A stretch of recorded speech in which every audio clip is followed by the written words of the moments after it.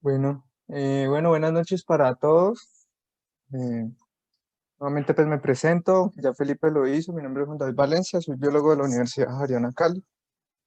En el día de hoy vengo a contarles un poquitico de la investigación que estuve realizando en el marco de mi proyecto de grado para obtener el título como biólogo. Esta investigación fue titulada como Densidad y ocupación de la pava caucana Penelope perspicaz en los farallones de Cali, Valle del Cauca, Colombia. Un aporte a la conservación de una especie endémica y amenazada. De antemano, pues les agradezco la presencia aquí. Eh, Voy a contarles, pues, toda la acción y posteriormente habrá un espacio para preguntas. Entonces, comencemos. Para hacerle una introducción, pues, para las personas que no conocen mi objeto de estudio, yo me centré en estudiar a Penelope perspicaz, la pava caucana.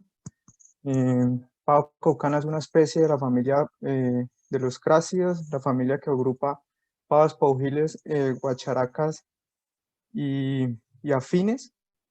Es una familia pues relativamente endémica del neotrópico y pues en Colombia tenemos una diversidad bien grande.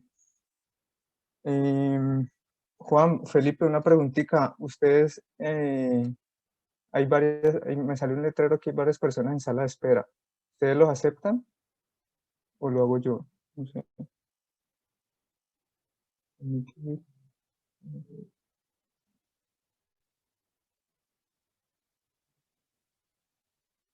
Bueno, ya lo hice. Bueno, entonces, como les iba contando, pues es una especie de crácido relativamente grave que se caracteriza básicamente por una coloración que es gris parduzca, con unos escamados de color blanquecino que va desde la punta de la cabeza hasta las partes inferiores de las patas, terminando con un castaño bien intenso en las partes inferiores. Se caracteriza también por la coloración que tienen sus patas, que es un rojo un poco intenso y más intenso hacia la parte de la gula, que es esta zona que ven aquí en el cuello del bicho. Les pedimos el favor a los que van entrando que por favor vayan silenciando sus micrófonos para que no haya interrupción. Es una especie que históricamente se distribuyó pues, o se distribuía ampliamente en el valle geográfico del río Cauca. El rango de distribución de esta especie ocupaba toda la parte plana del Valle del Cauca y las dos laderas de la cordillera central y la ladera, perdón, oriental de la cordillera occidental.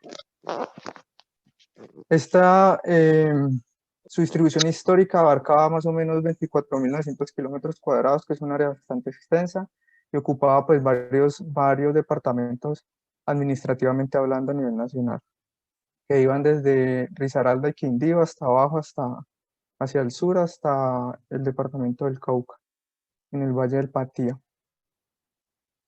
Esta es una especie que está amenazada, es una especie endémica de Colombia, es una especie que tiene una distribución restringida a la zona que les estaba mencionando anteriormente, y es una especie que actualmente se considera en la categoría de amenaza en peligro, básicamente por tres razones. La primera es la pérdida del hábitat, ya que de los 24.000 kilómetros cuadrados que tenía aproximadamente en su área de distribución, actualmente solo quedan 750 kilómetros cuadrados, o sea que ha perdido alrededor del 90% pues, del área de distribución original. Esto se ha dado pues a raíz de procesos como deforestación y de la fragmentación de los bosques donde habita. En menor proporción, otra de sus amenazas ha sido la cacería, ya que pues al ser parte de esta familia de los crácidos, pues es una familia que tiene problemas de conservación en términos de que ha sido usada por la gente del campo como carne de monte. Estas amenazas pues han generado que las poblaciones estén aisladas en cuatro núcleos poblacionales y que en la actualidad pues solo las encontramos en estos cuatro núcleos. Estos cuatro núcleos se los muestro en pantalla en el mapa que está en la parte izquierda. El primero de ellos más hacia el norte ocupa los departamentos de Risaralda y Quindío. En zonas pues contiguas como el Santuario de Fauna y Flora Tunquín-Valla, el Parque Regional Barbas Bremen, y bueno, hacia el sur, el segundo núcleo poblacional está ubicado en la Reserva Forestal Protectora del Bosque de Yotoco, en un área protegida administrada por la Universidad Nacional ICBC. El tercero de ellos es el núcleo Farallones de Cali, que se distribuye en toda la zona amortiguadora del Parque Nacional Natural Farallones de Cali. Y el cuarto núcleo poblacional se encuentra ubicado en la cordillera central y corresponde pues a una zona en las cuencas de los ríos Nima y Amaime, arribita de Palmira. Estos cuatro núcleos poblacionales, como pueden ver en este mapa, pues están un poco aislados unos de otros y en la actualidad completamente desconectados, sin, sin bosques pues que puedan permitir una conexión entre estos. Un momentico. En la última actualización que se realizó del plan de manejo, el plan de conservación de esta especie en el 2018 por la Asociación Calidris, se han priorizado actividades de investigación en los núcleos Farallones de Cali y en los núcleos Nima-Maime. Esto básicamente porque estos dos núcleos poblacionales, Farallones de Cali y Nima y Amaime, han sido núcleos donde hasta hace un par de años solo se conocía o solo se sabía de que la especie estaba ahí, estaba presente. Sin embargo, no había ningún tipo de información de su ecología ni de sus poblaciones o registros lo suficientemente recientes pues, en esta zona. Lo que generó pues como la priorización de estos sitios, Risaralda y Quindío y el núcleo Yotoco tienen bastante información en términos poblacionales, en términos de ecología, en términos pues de historia natural, para ser un poco más general. Entonces, a raíz de esa actualización del plan de manejo, decido pues aceptar una invitación a hacer un trabajo con esta especie y entro pues a trabajar en el núcleo Farallones de Cali con los siguientes objetivos. Me planteé el objetivo general de evaluar el estado poblacional de la pava caucana en esta localidad, que es pues, la zona amortiguadora del parque, el Parque Nacional Natural Farallones de Cali. Y teniendo en cuenta pues que primero tenía que estimar la densidad poblacional en esa localidad. Dos, quería generar un modelo de ocupación como una metodología alternativa para esta especie.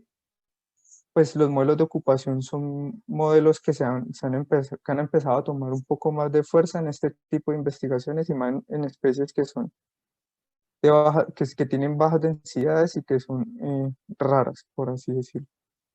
También me propuse generar información sobre la biología y ecología de Penélope persicas en este núcleo poblacional. Pues como les decía, solo existía la confirmación de la presencia de la especie. Y así también pues me propuse actualizar pues el modelo de distribución que hay para esta especie en todo el área de distribución, no solo en Farallones de Cali, sino en todo el área de distribución. Entonces, ¿dónde hice mi trabajo? En la zona amortiguadora del Parque Nacional Natural Farallones, entre, entre las veredas El Otoño del corregimiento Buitrera, entre Chorro de Plata y el corregimiento de San Francisco, la vereda, perdón, San Francisco, el corregimiento de Panza. En este mapa pues les muestro un poco como la ubicación general respecto a la ciudad y al parque.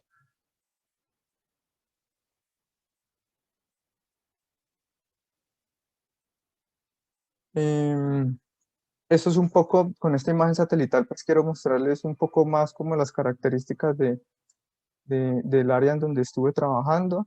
Después de explorar durante un tiempo toda esta zona amortiguadora del parque, que incluía desde el sur de Jamundí hasta el norte de Santiago de Cali, en todo el área rural, priorizamos una zona que eran donde más registros teníamos, que era la zona, la localidad, por decirlo así, tipo, que es la localidad donde encontraron esta especie hace algunos años, que eran los alrededores de la parcelación privada Chorro de Plata. Es este círculo que les estoy mostrando en pantalla. La parcelación está aquí y, digamos, el área de estudio que prioricé para hacer los conteos y toda la fase de campo se centró aquí. Aquí en esta imagen pues pueden ver un poco el estado actual de del sitio. Es una zona que está entre toda la zona de expansión de Santiago de Cali, en área rural, pero muy cerca pues a dos corregimientos que son Pance y Villa Carmelo, un poquito más hacia el sur. Y hacia el occidente pues está el límite del parque y todas las zonas de protección del mismo. Esto es una zona que varía entre 1200 a 1900 metros y presenta pues una matriz bastante heterogénea en términos de coberturas vegetales. Las actividades principales económicas en esta zona están guiadas hacia la agricultura, la ganadería y el turismo, especialmente en el corregimiento de Panza. Es una zona que puede alcanzar entre 18 grados a 25 y su promedio de precipitación anual puede variar entre 2000 a 4000 milímetros. En esta zona, después de estar explorándola un tiempo, entonces decidimos establecer 5 transectos. En estos transectos iba a realizar los conteos. Estos transectos son los que están viendo en pantalla. A cada uno pues le puse un nombre como representativo para recordar bien las zonas. Estos transectos variaban en el gradiente altitudinal, 3 transectos, el de Chorro Plata, el del Paso y el del Encanto. Y habían otros 2 transectos que no variaban mucho en altitud, que era el que iba paralelo al río Pance y el que estaba en la parte de arriba del Otoño. Lo que sí, digamos, era bastante homogéneo o heterogéneo, eran las coberturas vegetales que presentaban esta zona, pues como les mostré en la imagen satelital anterior, es una zona rural destinada pues a algunas actividades como agricultura y ganadería. Entonces, así como habían bosques, también habían muchas zonas abiertas, zonas destinadas pues como a la actividad agrícola y pecuaria. La metodología para recorrer pues, estos transectos consistía en caminarlos entre las 6 y las 10 horas y entre las 14 y las 18. Caminaba a una velocidad promedio de 1 km/h, bastante despacio, con el fin pues, de detectar visual y auditivamente las pavas. Cada vez que las detectaba, lo que hacía era estimar la distancia perpendicular desde el punto en el sendero en donde yo me encontraba hasta donde estaba el animal. Estos son datos pues importantes para correr el programa con el que estimamos las densidades. En total hice 12 repeticiones entre enero y abril del año 2019. Fueron 6 jornadas de 5 días cada una. Evitaba el sesgo por muestreo haciendo variación en la manera de muestrear los transectos, es decir, comenzaba siempre un transecto o cada repetición que hacía el transecto la comenzaba eh, de la manera contraria como lo había hecho anteriormente. Adicionalmente, pues en todos estos recorridos estuve muy atento a recolectar información sobre historia natural, ecología y información pues en general de la biología de esta especie. Para estimar la densidad poblacional, utilicé la metodología propuesta por Buckland y colaboradores, que consiste en el uso de un programa estadístico que se llama Distance Sampling. Este programa pues ha sido ampliamente usado para estimar densidades poblacionales de especies desde hace varios años. Y pues digamos para no entrar en muchos detalles en términos metodológicos y mucho menos estadísticos, lo que hace este programa es hacer pues una combinación entre modelos y series de expansión para hallar eh, el mejor modelo en términos de cómo los resultados soportan pues los diferentes modelos, las diferentes alternativas.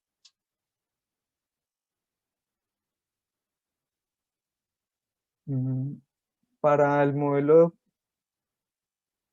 para el modelo de ocupación, em, esto como es una metodología que no se había trabajado con Penélope Perspica, lo que hice fue como tomar algunas opciones de estos Ven modelos de aquí, yo ocupación. aquí ay, mira por esto.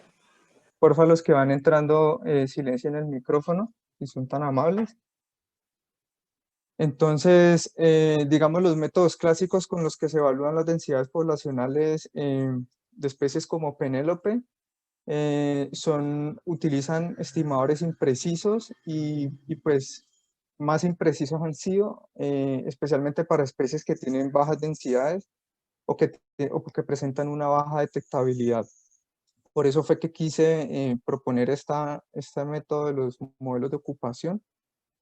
Y básicamente lo que hacen estos modelos es, a través de la probabilidad de ocupación y a través de la probabilidad de detección, em, estimar unas medidas alternativas a lo que Distance hace en términos poblacionales. Es decir, podemos usar una medida de probabilidad de ocupación como una medida que puede parecerse mucho a una densidad poblacional. Más adelante les iré explicando un poco. Para el modelo de ocupación sí tuve que hacer un poco más de análisis en algunos programas de sistemas de información geográfico.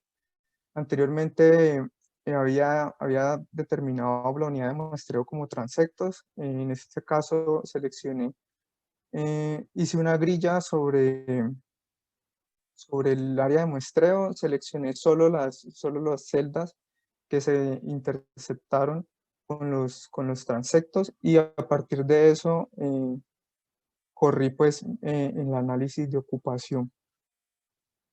Para estos análisis lo que hacemos es usar covariables que puedan estar explicando la probabilidad de ocupación o de uso pues de la pava en este caso en el área de estudio. Lo que después de un tiempo pues de estar caminando esta zona, propuse entonces 3 covariables de sitio y 2 covariables de muestreo.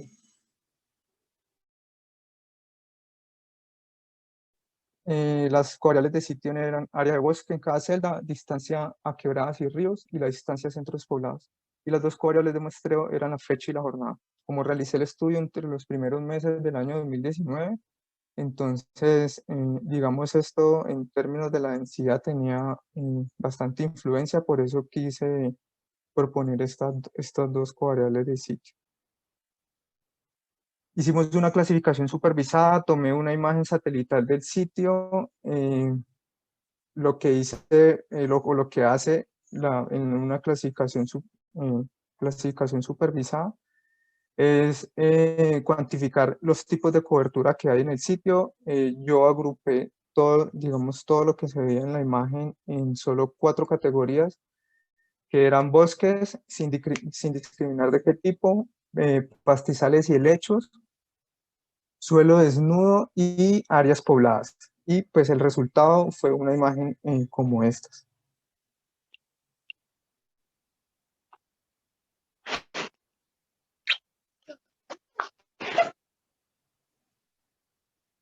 Un momentico, vamos a ver.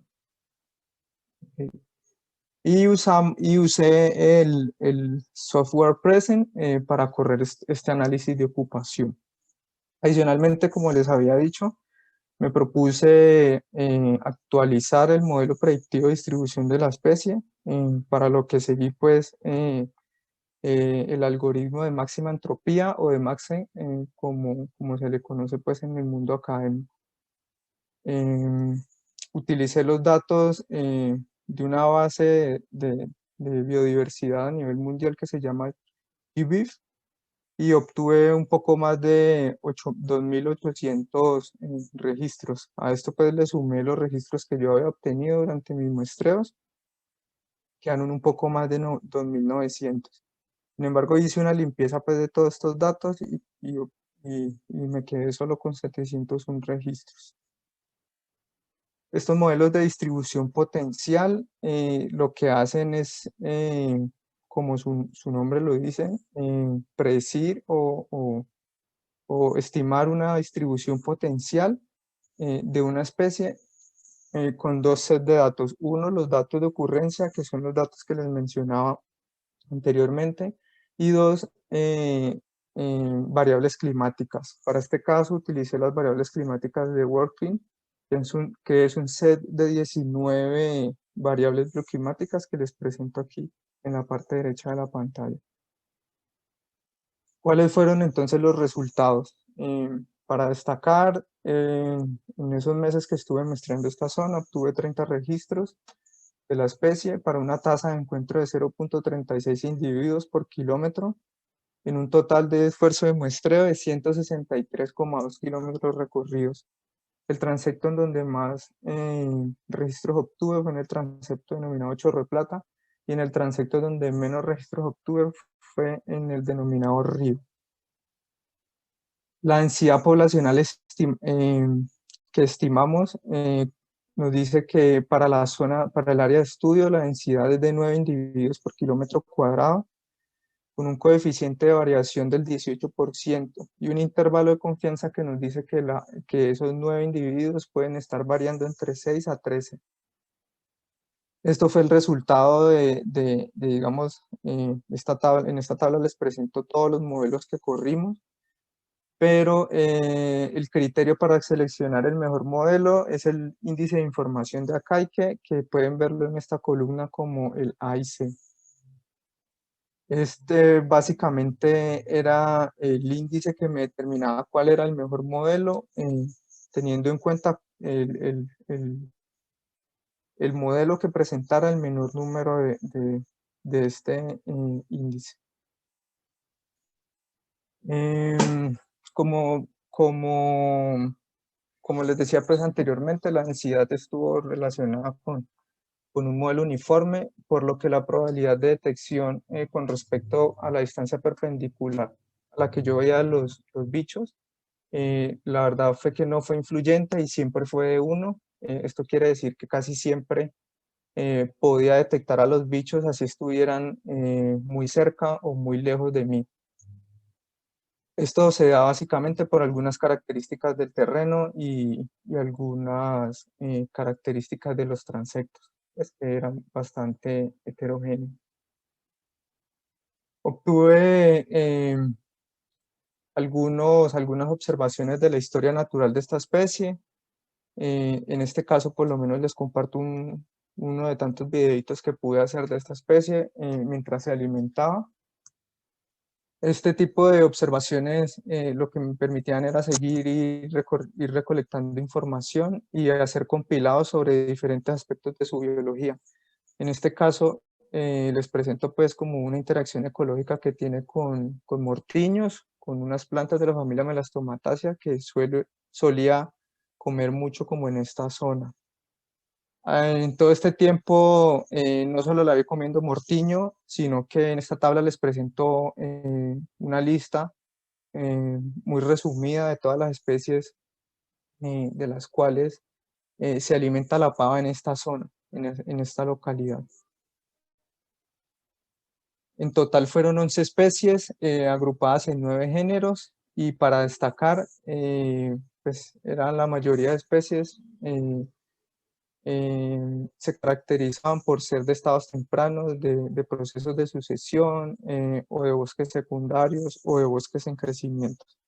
Y entre las familias que más destacaron fueron Melastomatácea, Moracia y Urticácea. También pudimos encontrar cantos asociados a la reproducción, eran cantos de este tipo.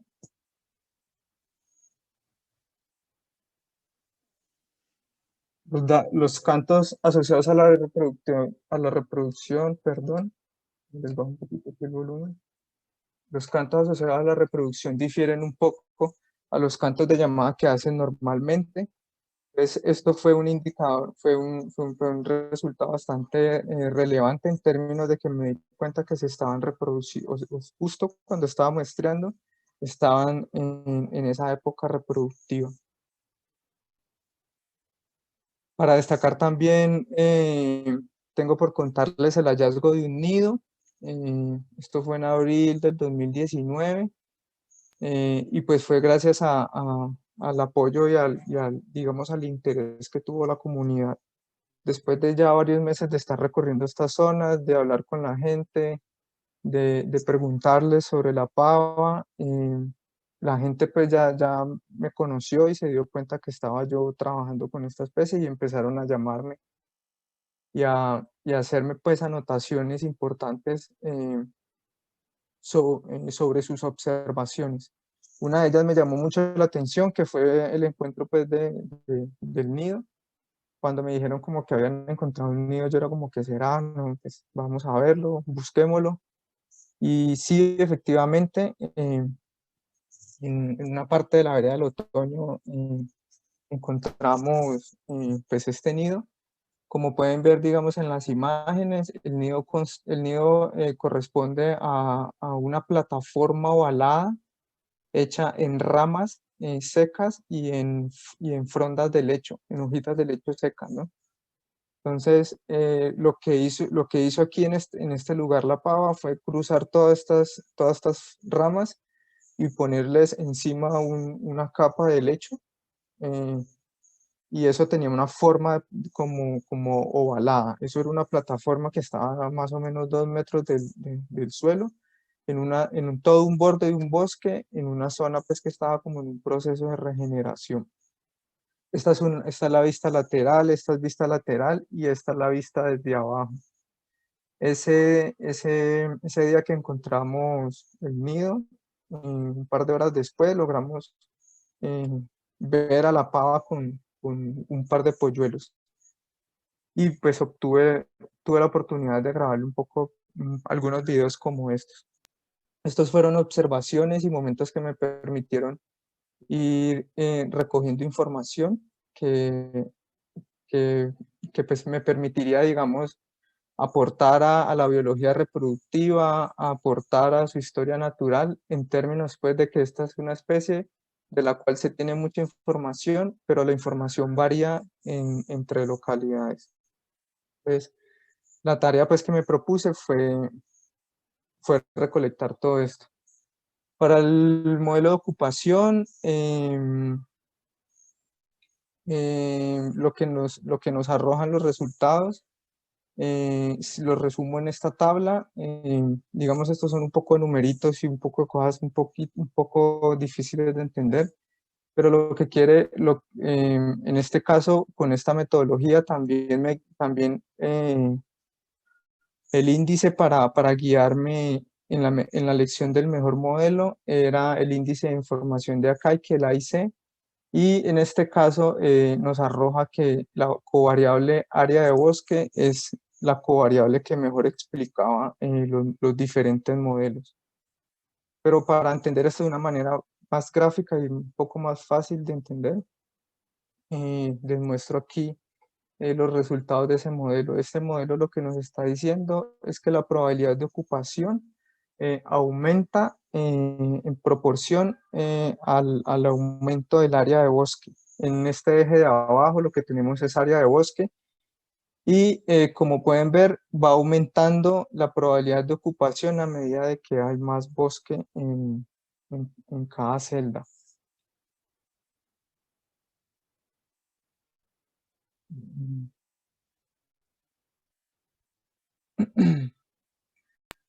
Y finalmente, el modelo de distribución, los resultados del modelo de distribución, pues fue este mapita. Para destacar, pues les cuento que el área potencial de distribución para esta especie aumentó en toda la zona del valle geográfico del río Cauca con respecto a los anteriores, pero sigue existiendo un sesgo muy grande en términos de la información.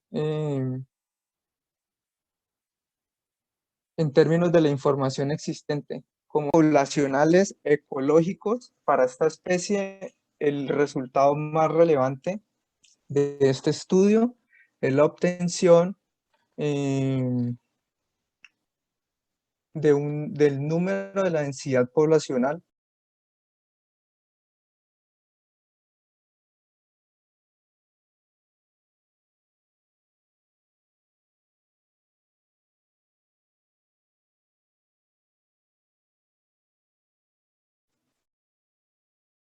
Otra vez me sacó Felipe.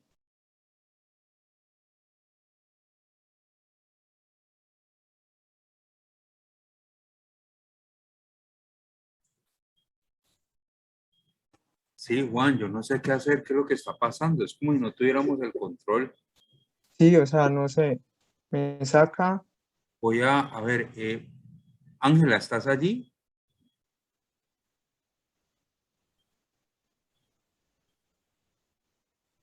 Ángela, Dice sí por el chat. anda, Ángela, te voy a quitar el coanfitrión porque desde que te lo di, esto se está enloqueciendo. Entonces voy a seguir yo solo aquí.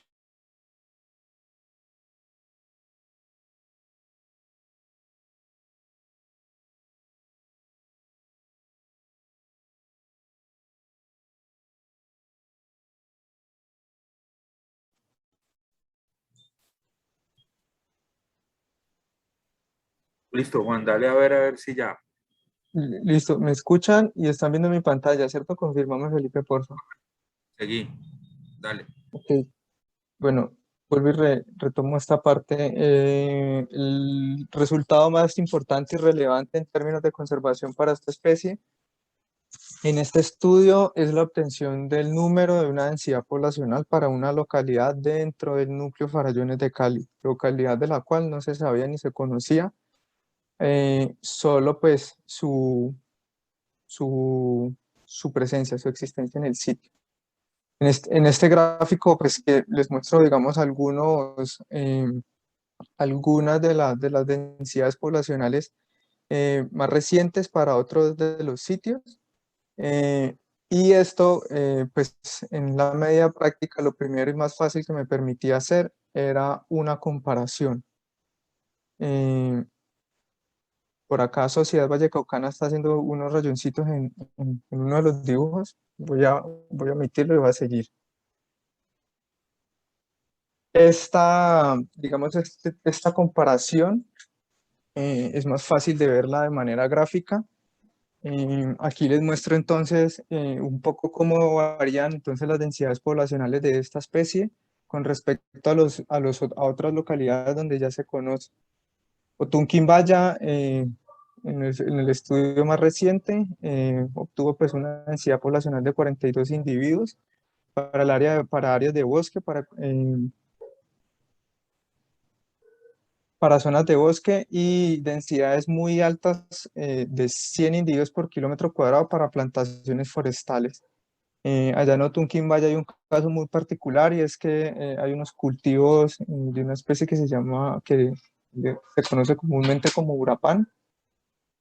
Esto es una especie introducida y que fue puesta pues sembrada en el lugar desde hace varios años en procesos de reforestación. Hay otras localidades como el Cañón de Barbas y las reservas de Barbas Bremen y Yotoco que presentan unas densidades menores relativamente pues muy parecidas entre ellas que pueden variar entre 22 a 12 individuos Y nuestro estudio estimó la densidad poblacional más baja para esta especie, que fue 9 individuos por kilómetro cuadrado.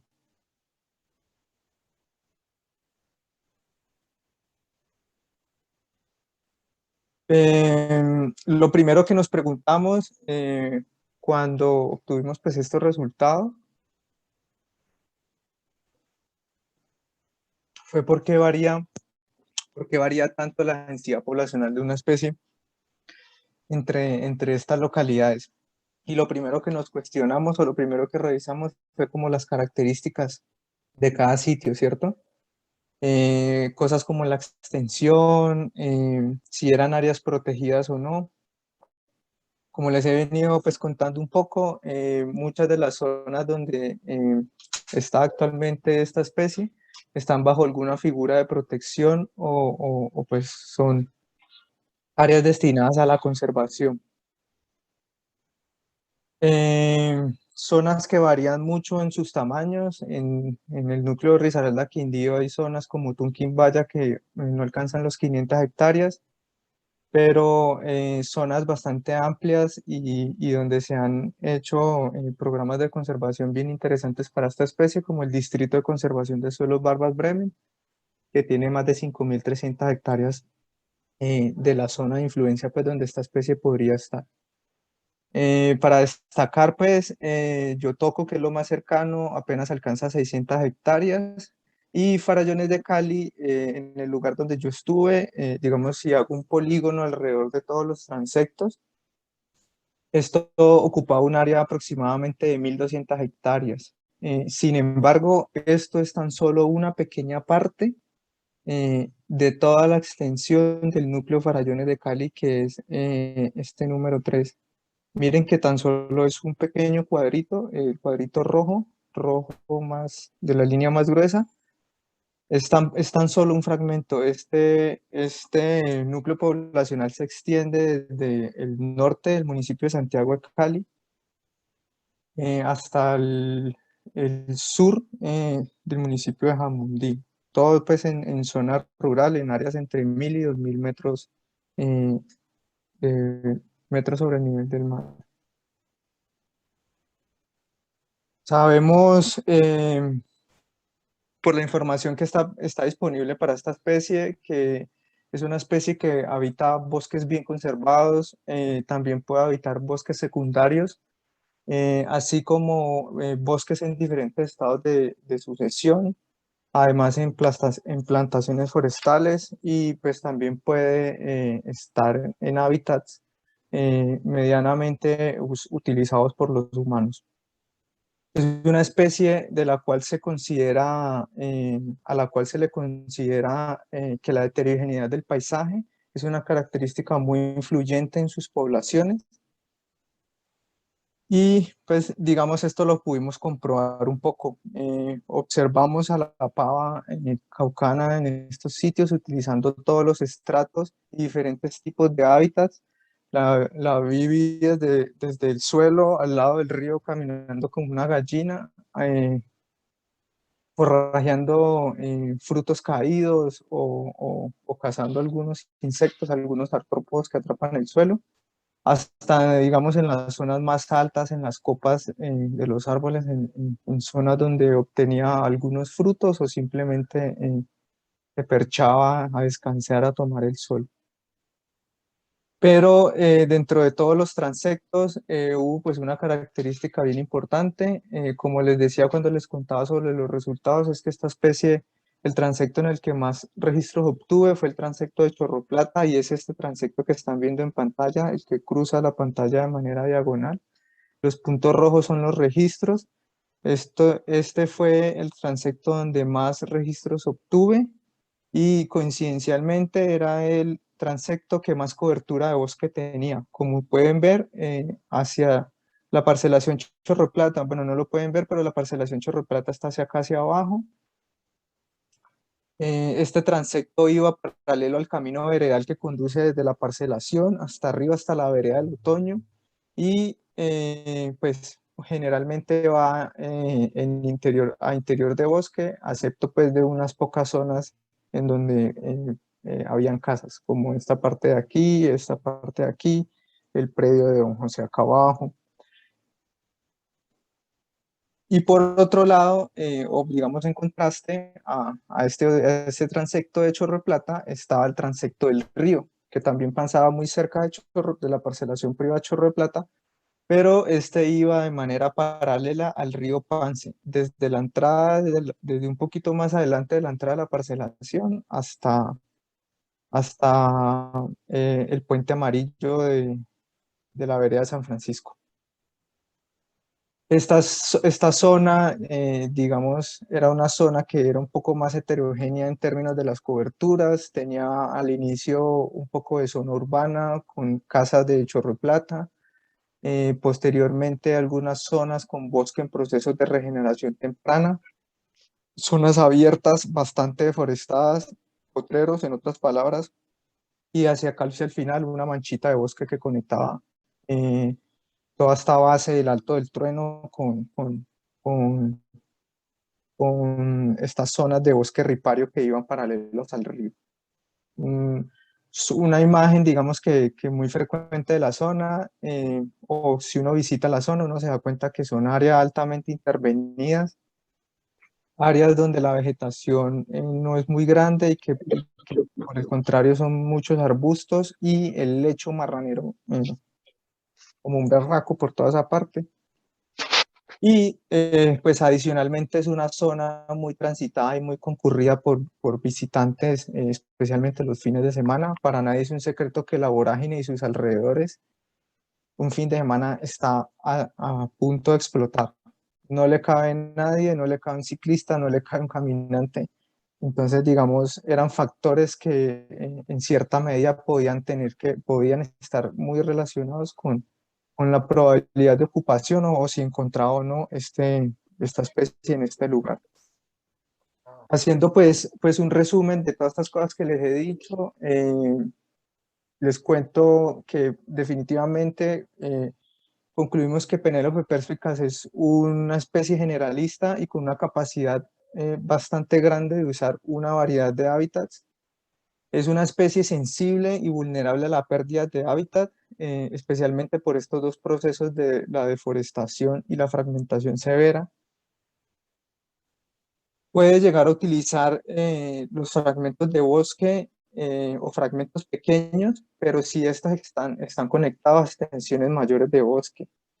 Y por último y más importante, no se puede asumir que por más de que pueda persistir, por más de que sea generalista y que tenga una gran capacidad de usar una variedad de hábitat, esta especie no puede persistir a largo plazo en fragmentos donde esas condiciones se sigan dando, la fragmentación y pues la deforestación. ¿Por qué? Porque las poblaciones quedan aisladas y definitivamente pues ya entran otros procesos biológicamente hablando como la endogamia a hacer efecto.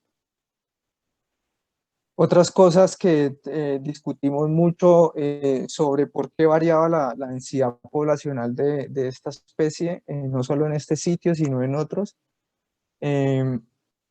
estaban pues definitivamente ya en la literatura y es la distribución de esta especie puede variar espacial y temporalmente por factores como la productividad del hábitat, la disponibilidad de los recursos y la extensión del hábitat y la conectividad del mismo. Pero no se puede dejar a un lado un factor muy importante que es la presión que ejercen sus amenazas, las amenazas que les conté al principio. Amenazas como la cacería, que en este lugar nos dimos cuenta que ocurrían, pero digamos en una baja proporción.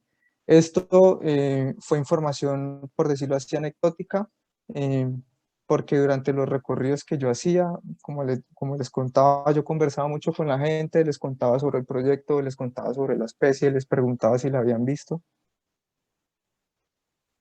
Y algunos de ellos me dijeron que sí se la habían comido. Entonces nos dimos cuenta que sí la cazan, digamos, muy rara vez como carne de monte y menos frecuente como actividad deportiva, pero también ocurría así de manera deportiva porque obteníamos, yo obtuve llamadas, me llamaron varias veces y me dijeron, hey Juan David, aquí están, hay personas con perros, con escopetas, CBC no nos contesta, cosas de este tipo. Llamados de alerta que nos hicieron entender que el problema de cacería sí, sí está latente, pero en cierta medida no en mucha proporción. La densidad poblacional de esta especie en este lugar también puede verse afectada por la presencia de otras dos especies de crácido en la misma zona de distribución. Hacia límites superiores en términos altitudinales está Camaepetes bugdoti, la pava cariazul, y hacia zonas más bajas está la guacharaca colombiana, la hortalis colombiana, una especie también endémica de Colombia, pero que presenta un aumento considerable en sus densidades poblacionales, en sus abundancias, en esta zona durante los últimos años. Esto pues ha sido una característica que los investigadores que buscaron esta especie tuvieron siempre en cuenta. Y para terminar, toda esta información de la biología reproductiva nos permite hacer un aporte importante porque todos los núcleos poblacionales tienen información que difiere entre uno y otro. Es decir, por lo menos yo estuve haciendo estos estudios, hice la fase de campo entre enero y abril del 2019 y eso correspondía al primer semestre del año. Me di cuenta por los cantos y después posteriormente por el nido y los pollos que se estaban reproduciendo, por lo que podía confirmar que en este lugar estaba sucediendo digamos, en esa escala temporal, en ese tiempo. Esto coincidía con los datos presentes en otras localidades como Tunquimaya y como Barbas Bremen. Sin embargo, sigue existiendo información que difiere, por lo menos en la Reserva Natural Forestal de Yotoco, que reproducían hacia el segundo semestre del año. Y hay unos datos de animales en cautiverio en el zoológico de Cali que me decían que estos animales se reproducían todo el año. Entonces, digamos, es un aporte importante en términos de conocer la biología reproductiva, en términos de poder ir conociendo un poco mejor las intimidades de esta especie, de cómo vive, de toda su historia natural. Y para destacar también que el nido que encontramos fue el cuarto nido registrado para esta especie. Son nidos como que son un poco difíciles de encontrar y a pesar de que esta especie es muy abundante en otras localidades como Tunquimaya, solo se han encontrado un par de nidos. Dos de esos en Tunquimaya, otro en Yotoco y el cuarto, pues el que encontramos acá en Farallones de Cali. Adicionalmente, la gente quedó tan contenta y comprometida con este tipo de sucesos que me permitieron pues como seguir trabajando con ellos durante los siguientes 2 años. Entonces, no solamente pues pudimos corroborar esta información durante ese tiempo que yo estuve en campo, sino que yo estuve regresando al sitio 2 años después, durante los siguientes 2 años, mejor dicho, y logramos pues documentar que la reproducción en este lugar estaba siendo exitosa. No sabía si la pareja que estábamos viendo, de la que habíamos encontrado el nido y de la que le mostré el video era la misma, porque nunca tuvimos la oportunidad de marcarlos, pero quiero destacar y es que en ese lugar donde encontramos el nido, las pavas eran muy, muy, muy confianzudas y, digamos, se sentían bastante tranquilas con la presencia de humanos. En otros sitios en donde estuve caminando y en general pues en los transectos donde hice los conteos, era tremendamente difícil encontrar esta especie, era muy esquiva, si ella me veía primero ya era como ya no la veía porque se quedaba completamente inmóvil, no vocalizaba, no hacía sus llamados, no se movía, entonces trataban pues de evitar a los humanos mucho. Pero en este sitio sí eran muy tranquilas, lo que nos permitió pues una oportunidad de seguir monitoreándolas, no solo ese año que encontramos el nido, sino hasta el siguiente. y documentar así la reproducción exitosa de esta especie en esta localidad. Para finalizar, pues un poco quiero llevarlos a reflexionar sobre los retos de conservación que tiene esta especie en este lugar. Tenemos una ciudad muy importante como es Cali, en todo el área de influencia de donde está este sitio, de donde está pues esta especie, que es toda la franja de bosques que corresponde a entre 1000 y 2000 metros en el área rural de Cali, ¿cierto? Entonces, si uno ve las imágenes satelitales, se da cuenta que los procesos de expansión urbana son muy acelerados. Cada vez la gente se va metiendo un poco más, va subiendo un poco más en las montañas, lo que va generando procesos de deforestación, em, remoción pues de las coberturas vegetales naturales y pues todo esto son problemas directos para esta especie, para la conservación de esta especie. Sin embargo, hay dos figuras de protección en la zona donde estuve trabajando. El más reciente declarado DRMI PANSE, el Distrito de Manejo Integrado PANSE, que es este polígono blanco que ven en pantalla, y el polígono verde que ven un poco más hacia la izquierda es el Parque Nacional Natural Farallones de Cali. Entonces, tenemos una heterogeneidad digamos, como en las figuras de protección, tenemos una figura a nivel regional, pero también tenemos un parque nacional natural y una cantidad de áreas, predios privados que corresponden pues a toda esta área rural, hacia el norte de Santiago de Cali y hacia el sur del municipio de Jamundí. Es una cantidad pues, de predios donde no se hace conservación directamente, pero donde sabemos que la especie está. Entonces, la reflexión con la que quiero terminar esto es cómo podemos empezar a integrar la conservación tanto en áreas protegidas como fuera de ellas. Estos son esfuerzos bastante importantes que necesitan esta especie y pues como conclusión, la sugerencia que yo di con este trabajo era que teníamos pues que trabajar un poco más en la conectividad de los bosques que estaban usando las pavas en este sitio y trabajar pues en aumentar esos fragmentos de bosque que estaban usando porque por lo general son fragmentos muy pequeños que se limitan solo a los bosques riparios. Los bosques riparios son los bosques asociados a las quebradas y a los ríos. Entonces, no solo si conservamos la quebradita, el bosque de la quebradita, estamos conservando la pava, sino pues también generando otro tipo de acciones como conectividad, aumento, hacer planeaciones de predios que sean amigables con las aves, donde no sean solo extensiones de potrero y este tipo de cosas, sino una gran cantidad de alternativas que pueden aportar a la conservación de esta especie en esta localidad. Y para terminar, pues agradecer nuevamente a todas las personas que hicieron parte de este estudio, especialmente a las personas locales, eh, a las personas a Jaime, a Diana, a Renzo, bueno, una cantidad de personas, a los muchachos del grupo de intérpretes de PANSE que estuvieron acompañándome en varias jornadas, y también pues a los investigadores y a las personas que aportaron en esto, así como a las instituciones. Agradecerles también a ustedes por su tiempo, por escucharme y pues por quedarse a pesar de las dificultades técnicas.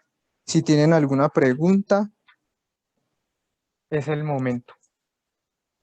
Muchas gracias.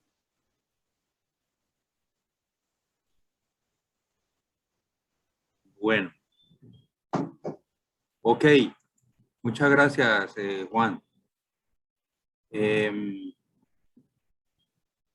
em, yo creo que hay espacio para dos, tres preguntas sin problema. De hecho, Juan Pablo ya me había mandado una escrita porque estaba sin audio, pero ya apareció, ya me dijo que tiene audio, entonces pues démosle la palabra a Juan Pablo para que comience las preguntas. Sí, ¿se me escucha bien, Felipe? Sí. Sí, Juan Pablo. Bueno, primero que todo, muchas gracias, pues por los inconvenientes técnicos no te no te preocupes, ya editaremos la charla y la subiremos en las diferentes redes. Yo tengo una pregunta, o sea, no solo para vos, sino también para Felipe, y queriendo ser optimista, ¿no? Sobre todo porque hoy hablé con alguien de Yotoco y me dijo que habían visto en estos últimos 2 años las pavas más, como en otras zonas donde no se las había visto antes, en unas fincas aledañas a la reserva. Entonces, teniendo en cuenta todo lo que dijiste de lo crítico que es los bosques, ¿sí? Que ellos necesitan bosque y que estén conectados, y teniendo en cuenta sus particularidades y, bueno, dejando un poco, o sea, teniendo en cuenta que son 2 casos distintos, ¿se puede hacer alguna similitud, y de nuevo siendo optimista, con el proceso de recuperación de la hortalis, o crees que no hay punto de comparación aquí? Y de nuevo, muchas gracias, Wanda.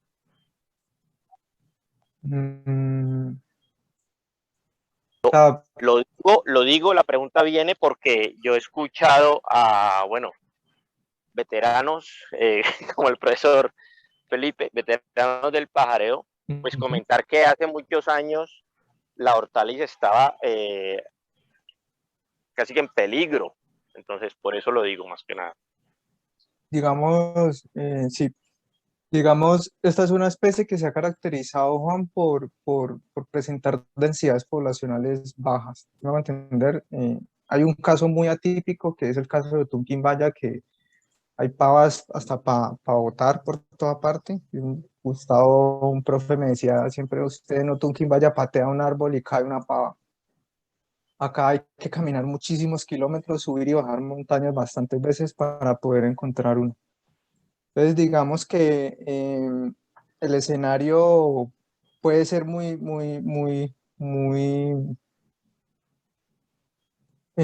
digamos, amigable con la pava si se presentan pues las condiciones necesarias. Tanto como para que pueda suceder lo mismo que ha pasado con hortalis, tal vez no, porque estas pavas pues naturalmente son menos abundantes que las hortalis. Las hortalis sí, pues madre, por montones.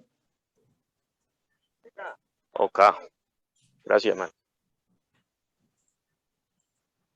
Y bueno, pues yo complemento un poquito allí lo que ha dicho Juan.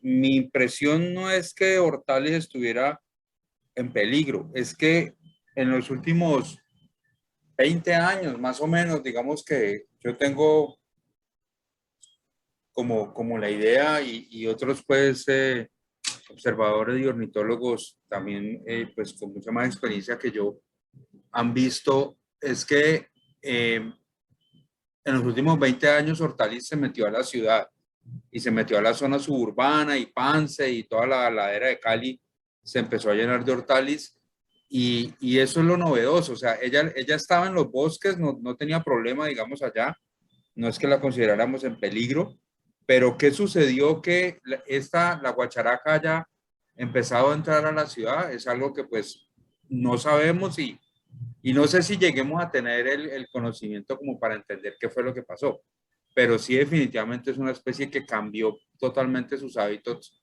en algún momento y por eso se metió a la ciudad. Porque la ciudad sigue siendo igual de, o sea, lo que sea de nociva o de provechosa para las aves, pues ha sido siempre, ¿cierto? O sea, no ha habido una novedad de en Cali empezamos a dejar de usar determinado pesticida o alguna cosa así, pero se metió a la ciudad definitivamente. El motivo no lo sé y yo pues creo que eventualmente Penélope lo haga en algún momento, pero pues si ya lo hizo Hortalis, ¿por qué eventualmente no lo haga otra? Pero yo creo que pues los estudios han demostrado que definitivamente Penélope es mucho más restringida a hábitat en mejores condiciones que lo que es Hortalis, entonces tal vez no la tengamos nunca en estas condiciones en las que hoy estamos teniendo a Hortalis. Entendido. Muchas gracias por la respuesta y de nuevo gracias por la charla. Ok, entonces veamos si de pronto hay más preguntas. Hay alguien levantando la mano. Esteban. Esteban. Yo, Esteban. Muy buenas noches, ¿cómo están? Qué pena, me logré conectar a las 7, pero bueno, pero tengo una inquietud muy grande. Ustedes saben que yo soy un pajarero más o menos reciente, llevo 4 años, infortunadamente en mis registros no tengo ninguna pava caucana vista, y se me ha vuelto pues para mí como buscándola todo el tiempo y cada vez que veo una hortaliz, pues le tomo la foto porque digo, de pronto es la caucana. Eh, la pregunta que les hago ¿es posible hacer como una campaña en donde uno busque poderla registrar y hacer algo un poco más masivo, meterse a los diferentes avistadores o a los diferentes guías, que la empecemos a buscar de manera más consistente? ¿O es mejor quedarnos callados y esperar a que ella pues, se repoble más fácilmente? No, no sé, tengo esa inquietud. Muchas gracias. Bueno, gracias Esteban por su pregunta. Yo pienso que digamos, la información nunca está de sobra, ¿cierto? Nunca cae mal. Los registros, por lo menos de ocurrencia, que es lo más básico que puede aportar, que podemos aportar, y es decir, dónde está, se pueden hacer a través de plataformas de ciencia ciudadana como eBird, iNaturalist. Toda esta información después va a bases de datos a nivel mundial como GBIF, una de las plataformas que estuve usando para mis análisis. Entonces, digamos, sí sería muy importante que aumentemos el conocimiento de esta especie en esta localidad. Los registros que teníamos hasta antes de yo empezar con esta investigación no superaban pues como los 15, 18 registros, y algunos pues muy de ellos bastante dudosos. Pero digamos con el trabajo que hice y pues no solo dentro del área de estudio, sino con el tiempo que estuve explorando toda esta zona rural de Santiago de Cali, me di cuenta pues que ese es uno de los aportes más considerables que podemos hacer los observadores de aves, y es hacer como estos registros. Entonces, ya la cosa sería como coordinar mm, mm, entre los diferentes grupos, entre diferentes personas, para que todos estos esfuerzos digamos, se direccionen en un solo camino. Entonces, sí, pues, o sea, actividades como el Global Big Day o actividades normales de salir a pajarear y hacer una lista y poner el lugar donde la estamos registrando, esa información que posteriormente a los investigadores nos serviría un montón.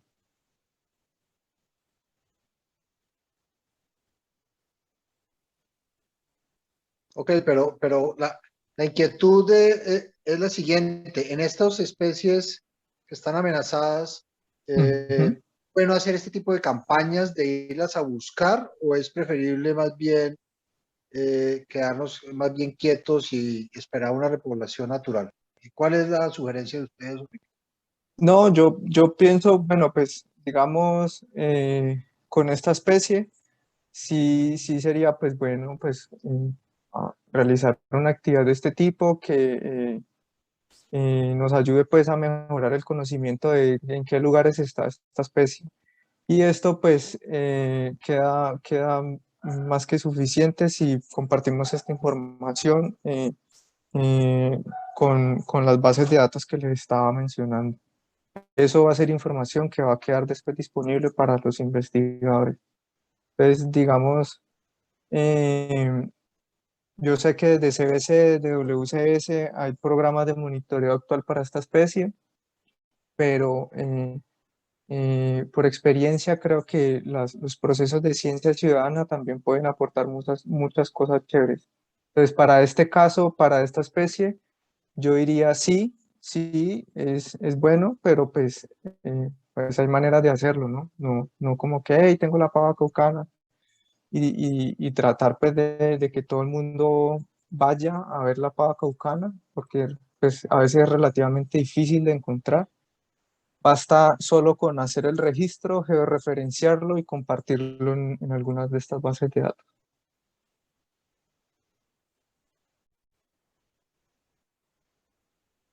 ¿Alguna otra pregunta?